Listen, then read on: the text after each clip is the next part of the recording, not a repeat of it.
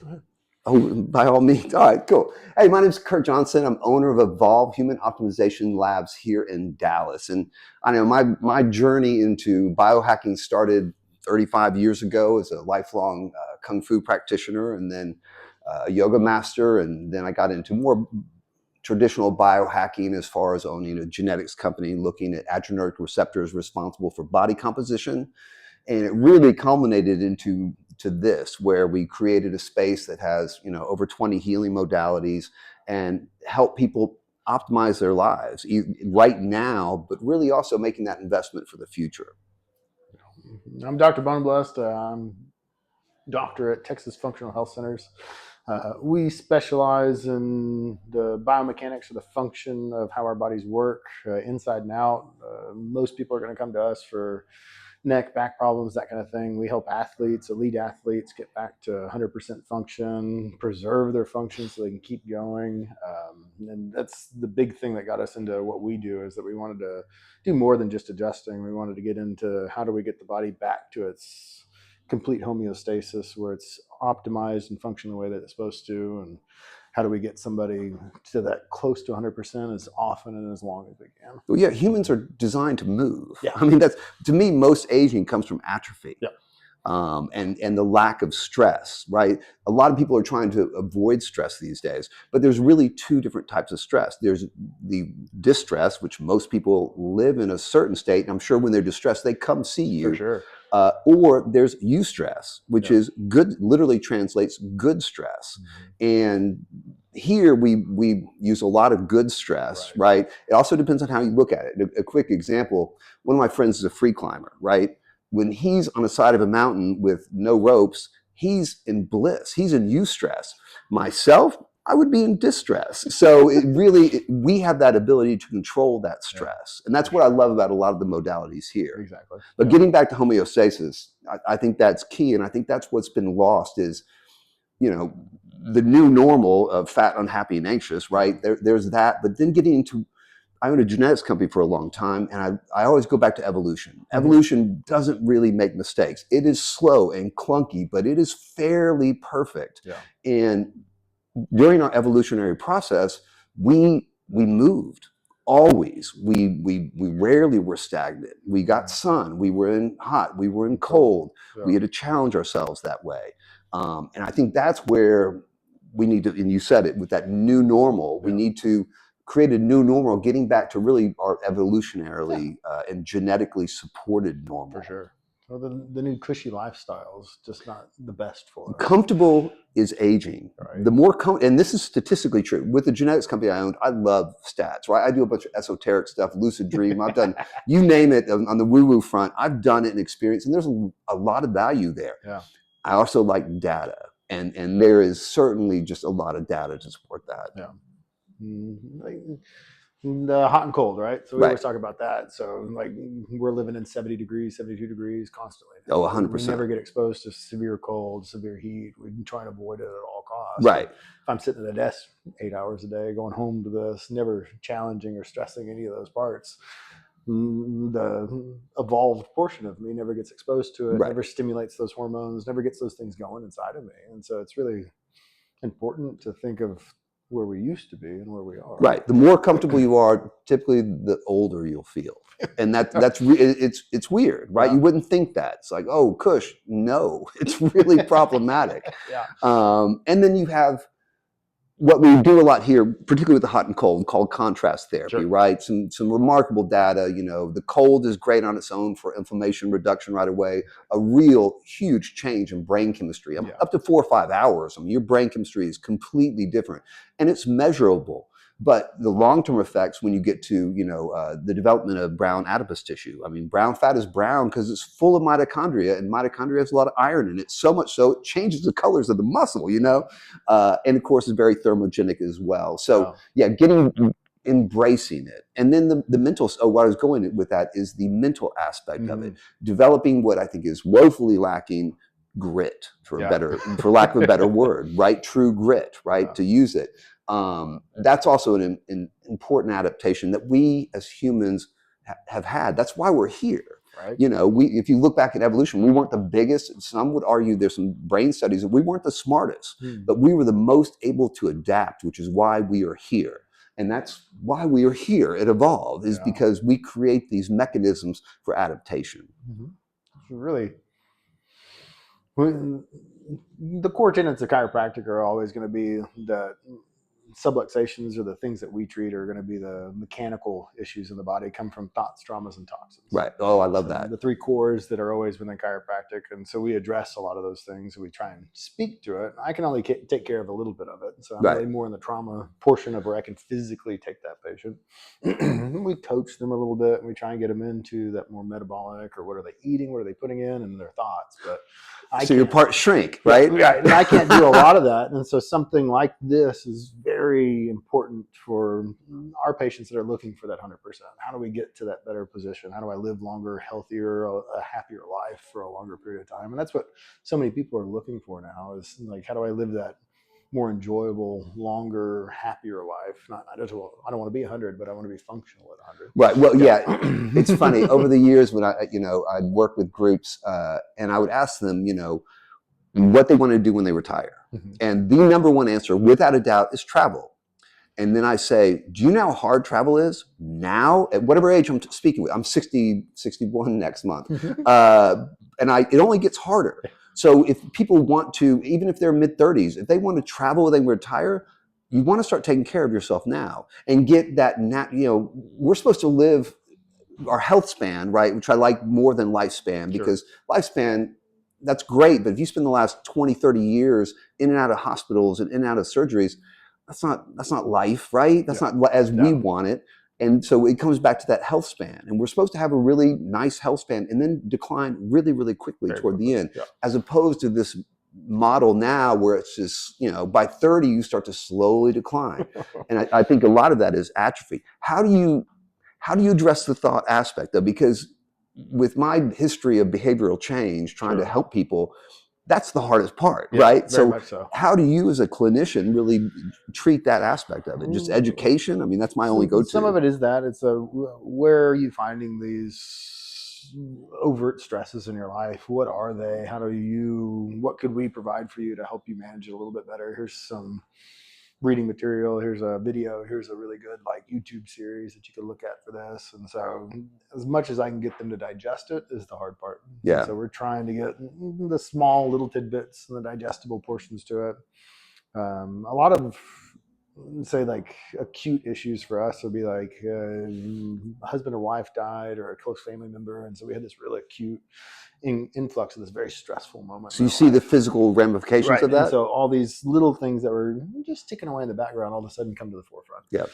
My back was just a little bit of a problem, but now I have this huge life stress, and now it's really killing me. And so that's one of the big things that we'll see. And a lot of the thought process on our side is always that drives up inflammation. The older we get, the less we can manage that inflammation. Once we hit a particular threshold, everything goes off the rails. Right. And so that's usually where we'll be dealing with it at that point. And so give them some pointers. If they really need a lot of help, we have a couple of clinicians that we'll send them out to for some therapy or some parts like that. Again, trying to turn very natural stress, and death is a big one, but it's also a very natural stress.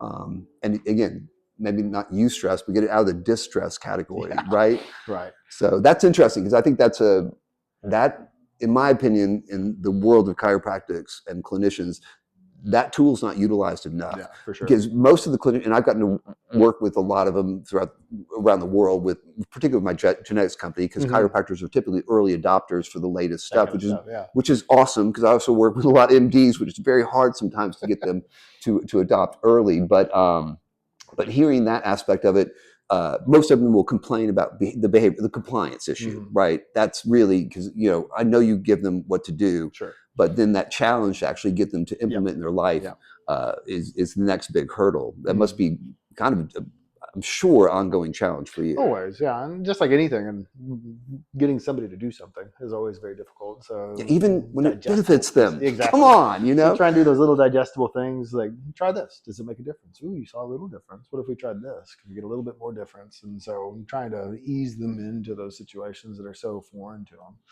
Like, we're stressing about work all the time, 24/7. Like, could you turn off work for a moment? Like, would that be something that you could do? Could you clear your mind for maybe 30 minutes before you try and go to bed, and so we can get some decent sleep and we can actually recover? Right. And just trying to get those thought processes, a lot of education for the patients, and most of our focus is how do we make digestible education for the patients? How can I make it click for as many people as possible? Yeah, I guess it comes down to the value proposition.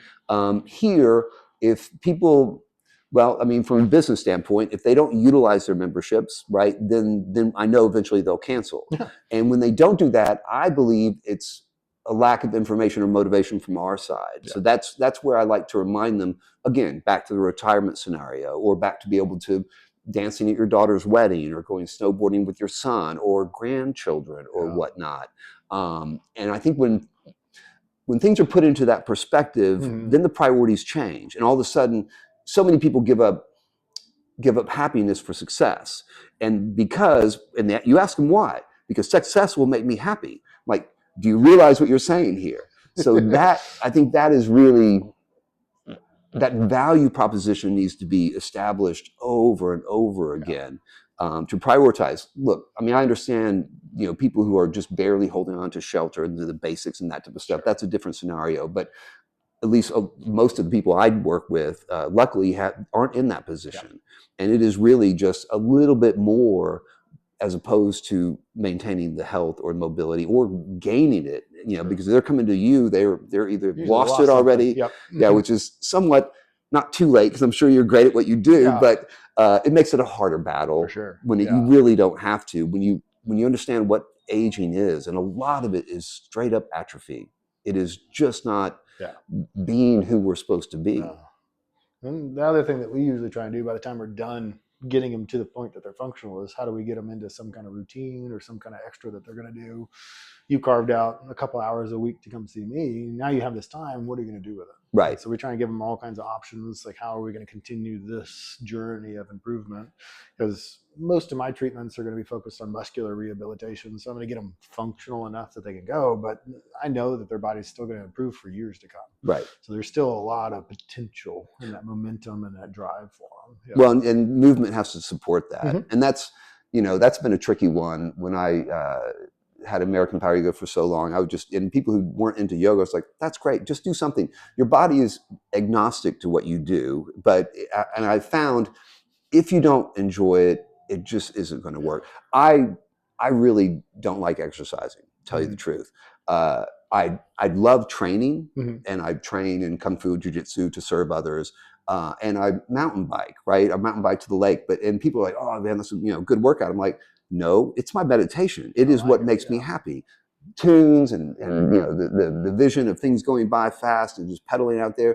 That's my happy place. It's where actually I do my best work, honestly, too. But I urge everyone, and particularly people who've already invested that time and resources to be able to heal themselves, is keep finding something you like, not what this podcast says or whatnot. It really doesn't matter, because the body is just agnostic. Find some kind of movement pattern that makes you happy. Right. Whatever that may be. Yeah. Yeah, I agree with that entirely. So, real quick, we're about 12 minutes in. We got like 25 more minutes left. I want to know, how do you know when somebody's body, what are some signs to tell that it's running efficiently and not just surviving? I'll let you kick off. Sure. I mean, like, the biggest thing that most people are going to notice right off the bat is difficulty maintaining sleep patterns. And so that's one of the first things that we'll see a lot. The sleep patterns will fall apart. I can't keep the sleep. I can't get to sleep. I'm having a hard time waking up. I'm always fatigued because of those sleep patterns are off. And that's one of the big indicators that something's really off the rails. Yeah. Well, and a lot of people, I've been in the longevity game for a while, and a lot of people discount sleep. I would argue sleep is the number one tool for longevity and health, and it beats everything in this building. And every supplement I've ever taken. Supplement that replaces it. Nothing will. And The nice thing is, well, going back to that contrast therapy we were Mhm. talking about, I mean, that is a game changer. The first time you do hot and cold therapy, your HGH, your human growth hormone, spikes like 2,500%. Now, as you adapt, but even if you get 100-fold, Yeah. it changes the game on that. So I think sleep is absolutely critical. Right. And the sleep hormones and regulation of the cortisol, it's all good indicators of the stress levels and things not And going how the way you that they're deal with supposed to. stress. Exactly. So that's usually the big indicator, I'd say, just in general public, would be some kind of difficulty with that sleep pattern, maintenance, that kind of thing. Because it is the most important thing that we can do. Well, Your and body. I think you hit it also on the nail on the head with energy, right? Mhm. Humans are energetic Yeah. beings. I mean, that to have energy is the most natural thing that we can do. So I think when people start to, their energy starts to wane in their 30s and 40s, that's not natural. That's not normal. Again, a lot of times tied into sleep, but I'm curious more about the physicality of it. Mhm. The low back issue, right? It Sure. seems to be, I would say, I don't know, 8 out of my 10 friends have some kind of low back issue. So Sure. what is that source from? Is that a weak core? Is some of the myths I've heard, or some of maybe it's not a myth. Sure. Like low back pain is one of the most ubiquitous things that we'll see as far as a physical presentation. So I think it's something like 200 million Americans are going to experience some debilitating back pain in their lifetime. The vast majority of the people that are on Social Security disability are just indistinct low back pain. That's it. They don't know what caused it. Tied in thoughts, Right. or And that's part of it. So the thoughts, traumas, and toxins all add together to get to it. So usually micro traumas would be the common thing. So I'm a golfer, right? I like golfing. I don't do anything outside of golf. right? There's some little micro traumas that are going to happen. I'm only doing this hard rotation to the left hand side. We have some For sure. potentials. The yoga instructor in me goes, no symmetry. Yeah. So we get some potential for some asymmetry that's going to happen. That asymmetry there is long enough. The body's going to adapt and change the physical structure of the parts and pieces that are attached. That's going to lead to some kind of pressure or compression of one of those parts. And that's where we get the discomfort, the pain. It gets bad enough, it's compressing a nerve, we get the numbness, the weakness, those kinds of things. But it happens over years. Right. And that's the big thing for most people is that if I show up with low back pain in my office, nobody had this yesterday. It didn't happen yesterday. Right. This is 5 to 10 years of something building up, something going wrong to get us to the point that we could get so far that it hurts. The body's incredibly adaptable to it. So we can have, like, many of my patients will lose 60% of the range of motion of the considerable portion of their lumbar spine. No outward sign of it. Interesting. The range of motion outside looks fine because we have everything else doing the work. Muscle tone seems okay. Like, until I take a movement X-ray, I can't say, like, 60% of this does not move the way it's supposed to. Finally, they get to that 70%. Now they have pain. Right. And then they don't know how to go backwards because it's just that last little straw that broke the camel's back is what they think did it. That's all the rest of the pile of straw. It's been building for years. Exactly. And most people don't understand, like, the micro trauma level. So Harvard did a tremendous amount of research on low speed car accidents. Mm-hmm. So they were trying to figure out the threshold of where we would see evidence of that accident afterwards. I got you. They figured out it's like 7.8 miles an hour. So the kinetics of 7.8 miles an hour is almost nothing. Like, we'd get out of the car and go, hey, you're fine, I'm fine, see you later. And 10 years later, I can take an X-ray and I can see the bony deformation. So the change in the size and shape of the bones in response to that injury. So it doesn't take a tremendous amount to make that change. Our body's just so good at adapting around that change that we don't notice it. Right. At most, I was sore for a day or two. I picked up that box wrong, didn't think much of it, kept going. And my body just said, we don't use that anymore. Locked it down, and you got everything else doing the work. And so that's the big problem that I get with the chronic low back pains, that I don't know what I did wrong. I don't know how this showed up. It's because you did something to it and you never got it fixed. Right. It'd be so much easier if you showed up the day that you did it. For sure. I could get it done like so that. As an asymmetrical golfer, what do you do to stay in balance? If you don't mind me asking. Tremendous amount of opposite rotation working out. So when I'm doing gym working out and stuff like that, I'll do a lot of the opposite rotation strengthening. My tendency is an adjuster, so my chiropractic, like the way that I do what I do hundreds of times a week, very right side dominant too. Right. And so I try and do something to balance that out consciously to some degree. I have some issues on the inside from football injuries, that kind of stuff that I always have to manage anyway. But trying to keep that symmetry and the range of motion, always checking a little bit on, can I rotate to the left just as much as I can to the right? How do I get those to be more balanced the way they're supposed to? But lots of rotational exercises with strain going the opposite direction. Yeah. I know that 7.2 miles per hour makes me think of all the Kung Fu and Jiu-Jitsu I've done. I'm like, God, some of those were pretty hard kicks. Might be more than 7.25 miles for sure. Yeah. I'll get checked out. Right. Yeah. And I mean, if I had my way, everybody would go get checked out every once in a while anyway, knowing how little force it takes to knock something out of place. If you just get it fixed, I mean, like, the sooner the better, it seems. Exactly. And the reason that is that the adaptation happens so quickly. So I tweak the facet on the right-hand side of my lumbar. And the first thing that's going to happen is I'm going to get a muscle spasm around that, and it's going to keep that from moving. That muscle spasm is almost a permanent guard. It's just going to stay there. Right. That puts an excess strain on the ligament on the opposite side. That ligament starts to deform and change size and shape. Within 6 months, it permanently changes size and shape to this new position.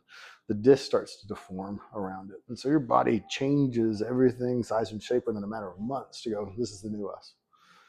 Yeah, and again, the adaptation, its body's doing its thing. It just doesn't know. Yeah. That's funny. In the longevity game, as I mentioned before, sleep, number one. It really is. Number two, I think would surprise some people, at least in my opinion, is awareness. And that ties into with what you're doing. Most people are not aware that they're asymmetrical in their training, whatever it may be, or that they've lost minimal amounts of movement that causes the body to adapt. I hate to say incorrectly, but just adapt to a not an optimal scenario. I wouldn't say incorrectly either, right? So to that, our body's really good at an immediate fix for a problem so that we can keep functioning. Right. Like you were talking about, like if I was on the savannah back in the day, if I tweak my ankle, I need to get up. I need to keep going because I'm going to die if I lay here and wait for it to fix. Right. So it'll swell, stabilize, and keep moving. So keep moving. Exactly. So like same thing like heart disease and those kinds of things. The inflammation that comes from the foods that we're eating, it's just an immediate fix. If it didn't lay down that plaque, the blood would stick to the arterial wall and you die right there. And so a lot of the things that our body's doing to adapt is just to keep us alive for the next day. Right. It doesn't think about you being 60 years old. It's like, hey, tomorrow. That's all I care about. Yeah. Well, the body's typically just thinking about reproducing, and then you're on your own. Yeah, exactly.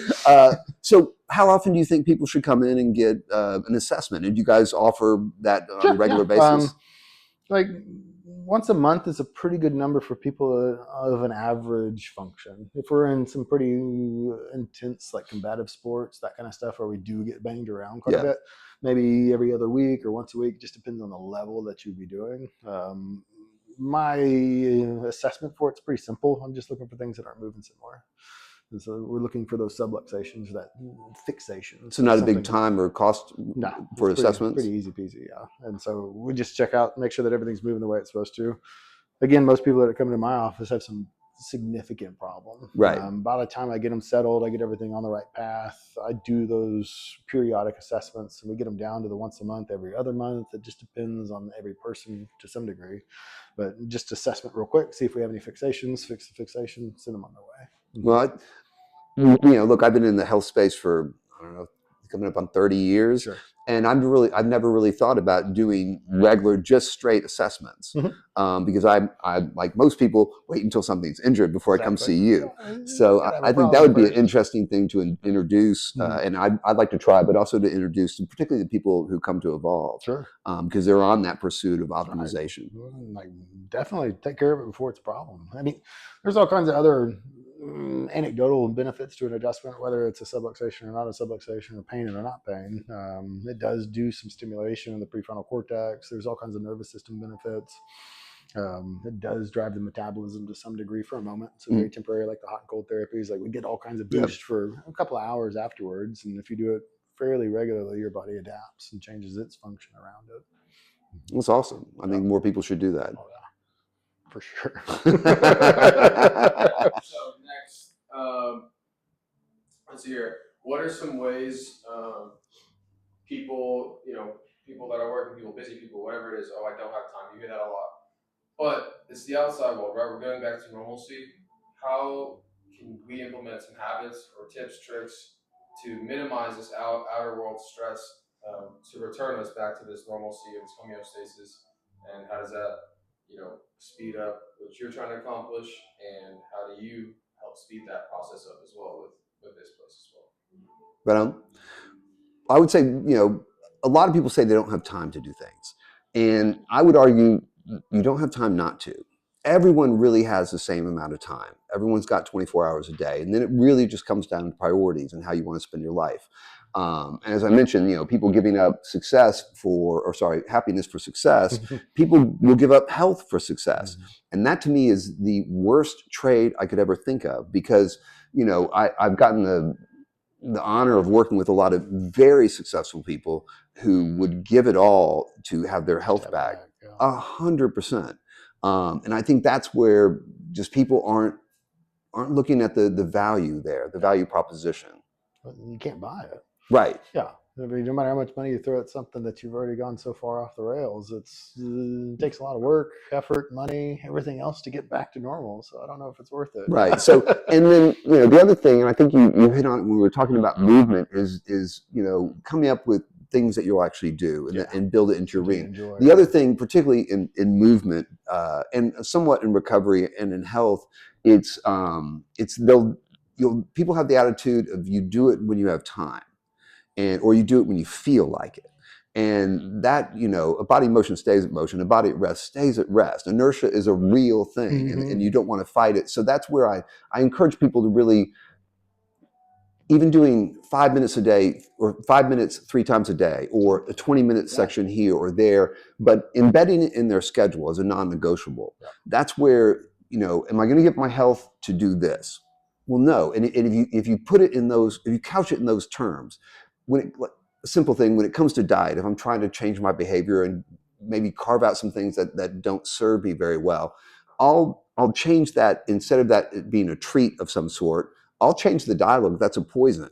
I'll put a different label on that. And that's where, when I'm coming in to do some recovery, some training, or the things that I do, it's a non-negotiable. That is for my health. So I'm not going to give up my health because I want to meet a buddy for coffee, or give up my health because I want to get on this call right now, when I can do it 10 minutes later. Yeah. So for me, at least, it helps to not go, I'm going to work out for an hour and a half. I'm much better at, I'm going to take these chunks. First thing I do in the morning, I got about 20 minutes of self-love, right? I mean, just really making sure I'm good. In the evening, I do the same thing to protect my sleep, which we talked about the ability of that. During the day, I'll schedule another little thing, a bike ride, just to clear my head, get my thinking out of the way, and that type of stuff. So how do you fit that? Look, I know you're a busy guy too, so everyone has these challenges. It comes down to those priorities. How do you fit that in? For me, being as busy as we are, we have 6 children. Oh my word! Everything's pretty nuts. I got to wake up early enough before everybody else to find my 30 minutes that I can go work out. I can do the things I need to do for me. Sacrifice my chilling in bed in the morning to go work out. Same thing after work. It's how do we calm down? How do we get everybody calmed down so that I can rest, get ready for that sleep time, so that I can get the pattern, so I can sleep well. It's very intentional, and that's the big thing at this point, that I'm intentional in those moments, that I'm trying to make those spaces for health, for movement, for everything else, so that I can stay as healthy as I can at the moment. That kid card is a powerful one. When I've worked with people over the years, that's the one I would play when they would give me, I don't have time, or blah, blah, blah. I'm like, well, you want to be there for them. And that usually works. Yeah, exactly. Some people use that as an excuse, but you can also build that in. I have a 16-year-old, almost 17-year-old son, and we train together. I taught him Kung Fu and Jiu-Jitsu since he was born. Sometimes I regret it because he's getting really strong and really fast, but that's where I'm combining my training with my family life as well, and blend that in. Playing with a kid, the kids have more energy than you ever think of. So if you just go play with a kid for 30 minutes, that would definitely take care of it for you. For It'd be good for the kid too. So many kids don't even get out anymore, which is depressing. So. Well, and that's, and again, that's that new normal that, we spoke of. And that's one thing that we can do as parents, is to start to change that. Again, I get asked a lot of questions over the decades about aging and techniques and that type of stuff. And a lot of it is just being like a kid. Yeah. Kids get hot, get cold. I mean, take a jacket, it's freezing. I'm good, Mom, and they'll put their t-shirt on and head to school. But they're outside. Talking about sleep, they get morning sunlight. They're outside in the evening. They get evening sunlight. resetting our circadian rhythm so we actually get that natural sleep.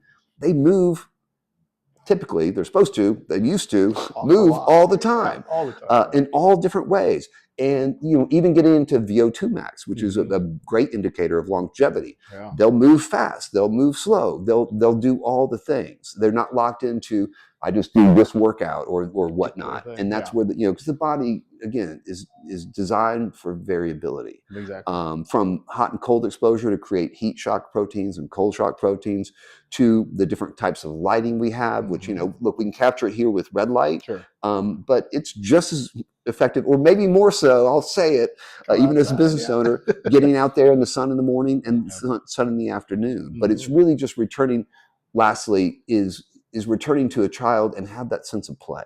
I think that's the other thing that's lacking in the movement space and also in the recovery space. One of the things I love about this concept here is it's a social wellness environment. We have 4 cold plunges and they're out together. I cold plunge with my wife. They're big. We'll use this as date night. We'll sauna and talk about things and then get the cold plunge, red light, and then go out that evening. But to be able to do it with people makes it a lot more enjoyable. And again, also, it makes it more like play. If you can find some social way to be active, it's even better. Oh, for sure. Pickleball, I mean, anything. Well, it increases compliance and enjoyment. Exactly.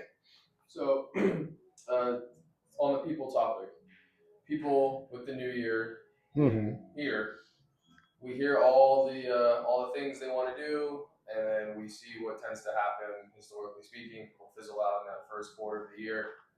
What do you say to those people that really want to make a push to sustain and keep these new goals, whether big or little, longevity-wise?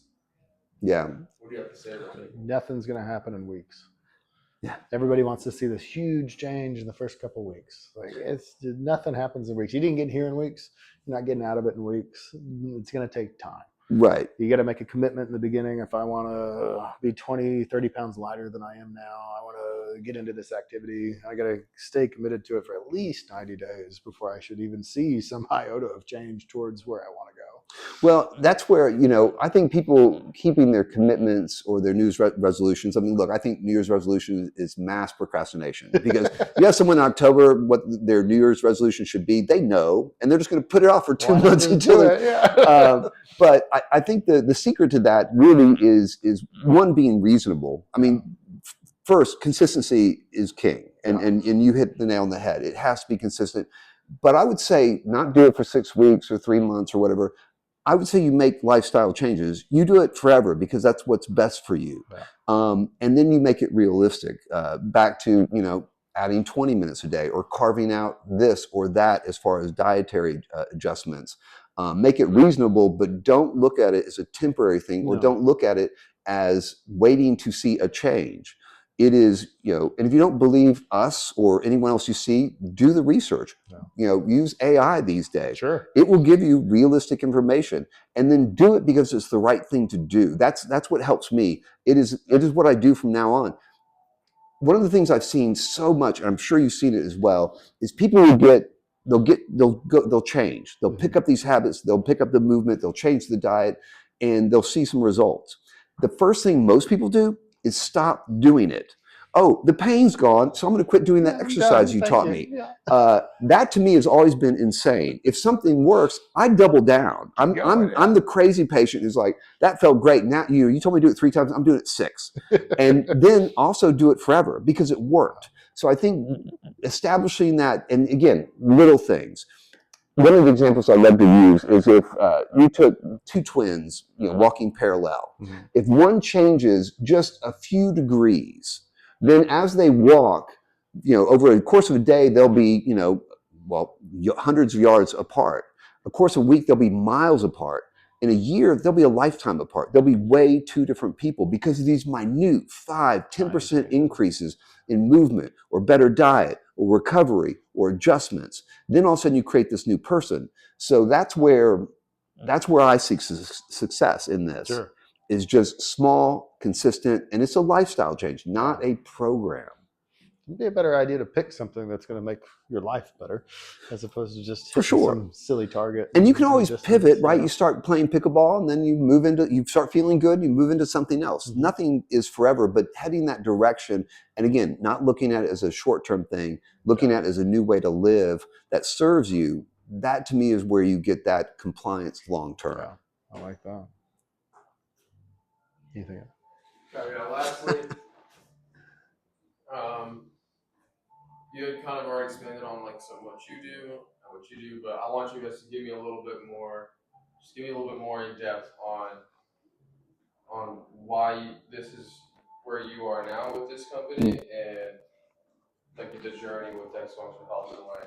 Sure. How you also have your day to day, how your business model goes into your day to day, and how your business model goes into your day to day, and then just from there. We got like 8 or so minutes left. So all right. just kind of... Cool. You want to go? Sure. Yeah. In my career, I've focused a lot on fitness and movement, right? And as I've gotten older, it makes sense. I've started picking up some of these recovery modalities.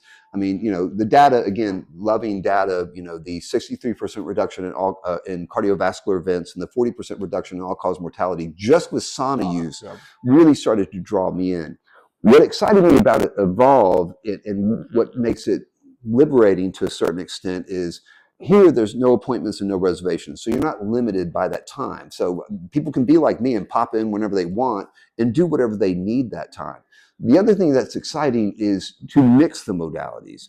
We know hot is really amazing for you. We know cold is really amazing for you. We know contrast does more than both of those individually combined. But there's never been a population right now that has access to all these modalities. What about when you throw in red light? What about when you throw in regular massages that we're sitting in?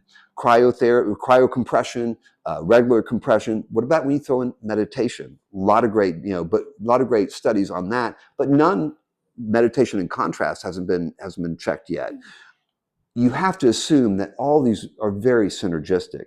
So what excites me about here is everyone has the opportunity to do that with extremely low cost. You just have to make the time, make the priority, and come in and do that. That's really what attracted me here, and that's how I utilize it as well. And I'll tell you, we've been open a year and a half, and I was one of those problematic sleepers. I've taken sleep aids for decades. I mean, it was started in my mid-30s. Now, and I measure everything. I used to wear a Whoop and an Ord, so I compared data for 2 years just to see which one was better. But now I'm sleeping 8 hours a night or more, drug-free. And the only change was adding some more of the modalities here. I was a big sauna guy since my 50s because of the data I just mentioned. But adding the cold, adding the red, adding brain tap and meditation technology and a little massage has gotten me off all sleeping aids. And really, just about 61, sleeping over 8 hours a night is rare. So that's what excites me about here and the particular offering here. Nowhere else in the country has this model. Everywhere you go, you have to make a reservation, make an appointment, and you pay a la carte and can spend hundreds of dollars per visit. My wife loves me very much, but she wouldn't let me do this. And I didn't do it before I owned this because I couldn't afford to. So now it starts to eliminate the excuses we spoke of previously as far as time. You have 30 minutes, you can come in and do something. You can come here for 45 minutes and completely change your day. 100%. You will not feel the same. And that's the magic, I think, of this place. And of course, I'm very biased, but people who are curious about that, I want to give them a platform to come in, check it out. Not intimidating. You can do it with your friends. You can do it with your kids. My kid and I do this. You can do it with your wife. And it really makes a bit of a game changer. Oh, yeah. Very low friction. That's what I'm trying to... Easy to get into it. You can try it all out. Life is full of friction, which again, back to eustress and good distress. I mean, friction is not bad. It's how we adapt to it. And again, I love you led this off with thoughts. And that's what manifests our life. So getting back, and this maybe the yogi in me, is getting back to really the thoughts that we have and then the value we want while we're on this planet. We're here for such a short period of time. It is such an amazing planet to visit. So, do some good, have some fun, and of course, don't take anything too seriously because we're just visiting anyway. Nothing's forever. Yeah. The reason we got into Texas Functional Health Centers and the way that our model is really more my journey through my own health. Similar scenario. Junior high football injury in which I broke 3 of the vertebrae in my mid back. So I have anterior collapses in 3 of the vertebrae. At the moment, it was painful, but I could still function. I could still do everything I wanted to do. Went to the medical doctor. They said, "Yeah, you're fine. Keep playing football. Don't worry about it." Finally, my mother brought me to a chiropractor. I had no clue what a chiropractor was at 12 years old, Yeah. And so I went to the chiropractor. He was like, "Oh, yeah, you broke your back. How about that? This is how we're going to go about trying to make it better." I get adjusted pretty frequently in order to maintain it. And that was the problem. It took an adjustment to maintain it. And I always had to get adjusted. I fell in love with chiropractic, the way that it works, the way the methods are. That's why I'm a chiropractor. But through chiropractic school, I got a little frustrated in that I wasn't fixing anything. I was patching something. Right. So once I already had this issue, once it had already built up, I wasn't doing anything to keep it that way. And so I was just having my regular Aleve getting adjusted. So right. I was getting the Band-Aid, and it really frustrated me through school. Really got us into more of how do we do a whole body approach? How do we do something to change the constituents that make up the subluxation and not just the subluxation? So I can move the bone, but how do I keep it moving without me? I want to get me out of the scenario. And so that got us into the whole functional movement patterns, the postural correction. How do we get this foundation of a true change in a person to happen? And so that's what built our entire model and how we got that going. Well, and that's beautiful because to treat, well, to cure, not treat. Really, that's the difference. And look, it's a better business model to be completely transparent to treat, which is why most people or most companies out there will treat things. Very few people actually want to cure it because it's not the best business model. So kudos for getting out there and actually trying to solve the problem. It has been a difficult business model. If I just did decompression a couple of times a year on somebody, that'd be a much different story. But we don't do that. We try and fix people. Yeah, that's beautiful. Okay. Any closing thoughts? Any final messages for the audience? We're speaking to people that are kids that are going to SMU, old people that are just scrolling on Facebook before bed as well. So anything to kind of leave a good tidbit off of? You can touch on any promos you might have, any specials we might be running. Just give your last bit of plug, your last message right here. Cool. In health and wellness, a lot of people are looking for a panacea, a silver bullet, a routine. And they'll come in and ask me, how long should I do this? How long should I do that? And they don't like the answer when I say it depends. It is a moving target. I mentioned that I think awareness is probably the number 2 longevity tool, only to sleep, as far as maintaining health and optimizing yourself. So it's really about listening to yourself. There's some basics where, hot, cold, light, and movement really are keys to this. But how much is really independent on the person, where they're at. How cold is dependent on how adapted they are, and how long they stay in is dependent on where their headset, where their mindset is at that moment. So I urge people to explore, and you can get guidance, and we have a bunch of great blog texts here to give you guidance. But in the end, you have to listen to yourself, and you'll feel the difference if you just take a little time, slow down, and take time to know yourself and where you're at. And again, here at Evolve, what makes it accessible is memberships start at $100, coming 4 times a month. Unlimited, coming in several times a day. I think it's $300 now. So almost anyone can afford it, which is why I did it. I mean, that the accessibility is the driving force behind why I do what I do. I like that. Let's see. What was the question again? I got lost. Right? I loved it. Yeah. Just like your last thoughts to overall, I guess you talked about ophthalmology, overall thoughts to anyone. Sure. Leaving message. Yours would be more so like functional movement, just everyday life. I mean, I would much rather treat people for optimization rather than correction. Yeah. So I'd rather have people that aren't in pain. People are just looking at how can I be healthier, how can I be better, how can I function better, how can I function longer. Like that would be my ideal patient, because it's just so much more fun, so much easier, get so much more benefit out of it. So I would love for people to take care of themselves a little bit better and be more optimization prone. And awareness is the big missing part for a lot of people. They don't pay attention to those things in the background. Like, oh, I had a little neck pain last week. I didn't think anything of it. It went away on its own. And it came back again this week. I don't know what's going on. And just don't listen to those little cues, those little things that our body's telling us.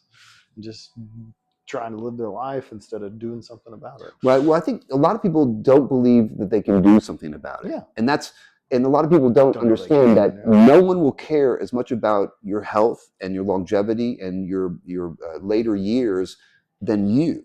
So you can take charge of that. You can make huge differences and really set a course correction. Mm-hmm. So they don't think they can do it. You certainly can.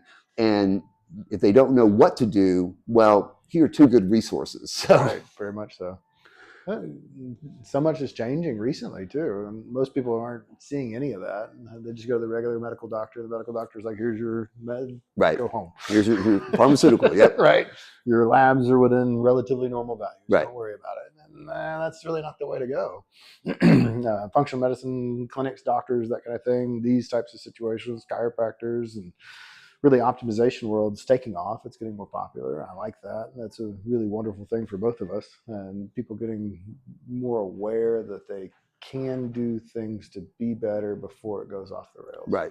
Is much better. I like that. That's something I'd like to see more of. It makes a better planet. It makes a better country. It makes a better city. It makes a better neighborhood. It really does. Imagine how much we'd save in healthcare. Oh, people just got to the end healthier.